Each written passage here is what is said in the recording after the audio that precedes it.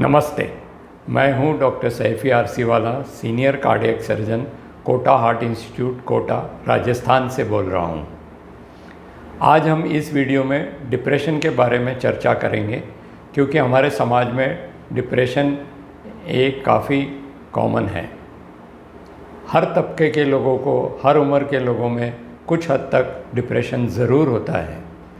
इसलिए हम इस वीडियो में आज डिप्रेशन के बारे में चर्चा करेंगे। और एक महत्व की बात यह है कि डिप्रेशन एक महत्व का कारण है जिससे हार्ट की बीमारियां होती है। हृदय रोग और डिप्रेशन ये दोनों एक साथ जुड़े हुए हैं, इसके बारे में हम चर्चा करेंगे। डिप्रेशन ये दोनों हैं।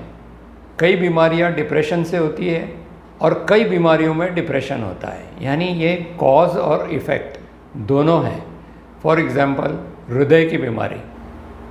डिप्रेशन में हृदय की बीमारी बहुत कॉमन है और हृदय की बीमारी के बाद डिप्रेशन होना ये भी बहुत कॉमन है। डिप्रेशन एक इम्पॉर्टेंट रिस्क फैक्टर है हार्ट की बीमारी के लिए। इसलिए हार्ट ऑपरेशन के बाद या हार्ट सर्जरी के बाद हम लगभग 3 से 4 महीने तक लगभग 70% लोगों को एंटी डिप्रेशन मेडिकेशन देनी पड़ती है और फिर उसके बाद वो बिल्कुल ठीक हो जाते हैं। अब चलते हैं कि डिप्रेशन के कारण क्या है, इस पे चर्चा करते हैं। जो सबसे बड़ा इम्पॉर्टेंट कारण है वो है स्ट्रेस, यानी कि तनाव।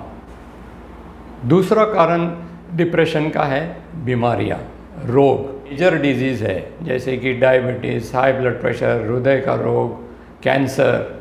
इन सब बीमारियों में डिप्रेशन आना नॉर्मल है। ये पेशेंट्स को क्योंकि फ़िज़िकल बीमारी है इसलिए इन्हें डिप्रेशन आता है और ये डिप्रेशन बहुत कॉमन है इन बीमारियों में। तीसरा महत्व का कारण है हाइपोथायरॉयडिज़म। क्योंकि हाइपोथायरॉयडिज़म हमारे देश में काफ़ी कॉमन है, इसलिए डिप्रेशन भी इन मरीज़ों में होता है। और विटामिन डिफिशेंसीज आजकल काफ़ी कॉमन है क्योंकि हमारा खाने पीने का हिसाब इतना अच्छा नहीं है, तो विटामिन डिफिशेंसी भी कई बार एक इम्पॉर्टेंट कारण होता है डिप्रेशन का, ज़रूरी है। और आजकल विटामिन लेवल्स हर लेबॉरेटरी में हो जाते हैं, मेजर विटामिन लेवल हो जाते हैं, और अगर उसमें कोई डिफिशेंसी पाई जाती है तो हमें उसे रेक्टिफाई कर लेना चाहिए। एक इम्पॉर्टेंट कॉज ऑफ डिप्रेशन है जिसे हम PTSD के नाम से जानते हैं, पोस्ट ट्रॉमेटिक स्ट्रेस डिसऑर्डर, इसके नाम से जानते हैं। ये होता क्या है? ये टर्म इसलिए कॉइन हुआ कि जो हमारे आर्मी के सिपाही है, जब वो वॉर लड़ के आते हैं और वो वुंडेड होते हैं, जिनको बहुत सारा ट्रॉमा हुआ रहता है, और जब वो ठीक हो जाते हैं तो महीनों सालों तक उन्हें ये डिप्रेशन की बीमारी रहती है क्योंकि इन्हें एक मेजर ट्रॉमा हुआ रहता है। इसे हम इसीलिए पोस्ट ट्रॉमेटिक स्ट्रेस डिसऑर्डर कहते हैं, जो डिप्रेशन के फॉर्म में उभर के आता है। अगर आपको कोई मेजर सर्जरी हुई है, जैसे कि बाईपास सर्जरी हुई है या मेजर कैंसर सर्जरी हुई है या किसी भी तरीके का मेजर एक्सीडेंट हुआ है, तो उसके बाद 2-3 महीने बाद ये डिप्रेशन आने की संभावना होती है। इसी तरीके से गर्भवती अवस्था पे जब डिलीवरी हो जाती है, बच्चा पैदा होने के बाद पहले 3 महीने महिलाओं में भी ये डिप्रेशन काफ़ी कॉमन है।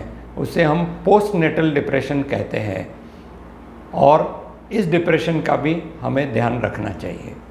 अगर संक्षिप्त में हम देखें तो डिप्रेशन के कारण है, नंबर 1 स्ट्रेस, नंबर 2 बीमारियां, number 3 hypothyroidism, number 4 vitamin deficiencies, number 5 post traumatic stress disorder, यानी कि मेजर एक्सीडेंट्स के बाद, मेजर सर्जरी के बाद जो डिप्रेशन होता है, नंबर 6 पोस्ट नेटल डिप्रेशन जो महिलाओं में होता है डिलीवरी के बाद।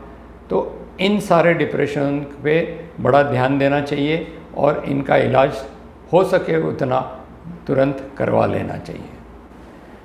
क्योंकि डिप्रेशन एक बहुत बड़ा टॉपिक है और एक वीडियो में कवर नहीं कर सकते, इसलिए आज का वीडियो मैं यहीं समाप्त करता हूँ और आने वाले वीडियो में मैं आपको बताऊंगा कि डिप्रेशन हमारे दिनचर्या को कैसे प्रभावित करता है, नौजवानों के डिप्रेशन में और वृद्धावस्था के डिप्रेशन में क्या अंतर है, इसके बारे में मैं जानकारी दूंगा।